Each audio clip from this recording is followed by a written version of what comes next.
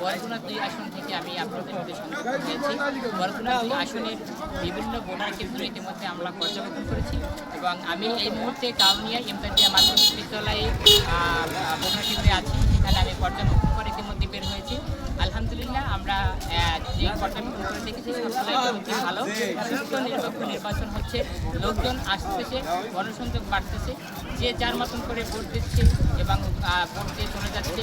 এবং যে দল রয়েছে বরগুনা ২ আসন থেকে হেভি ওয়েটের যে প্রার্থীগুলো রয়েছে, আমি প্রথমে দাঁড়িপাল্লা, এরপরে ধানের, তারপরে পাকামার্কা রয়েছে, তারা গণসংযোগ করতেছেন না, নির্বিচ্ছিন্নভাবে আসলে ভোটার কেন্দ্রে পরিবেশ সুস্থ রয়েছে এবং তারা ভোট দিচ্ছেন। এখন পর্যন্ত কোনো অকৃতিকার কোনো পদক্ষেপ দেখা যায়নি। আর প্রশাসনিক বিভিন্ন তাৎপর্যায় রয়েছে। আমরা ইতিমধ্যে বিভিন্ন কথা বলেছি এবং যারা ভিজিটিং কর্মকর্তা রয়েছে আমরা তাদের সাথেও কথা বলেছি এবং প্রশাসনের সাথেও আমরা সমন্বয় করে কথা বলতেছি এবং যারা প্রার্থী রয়েছে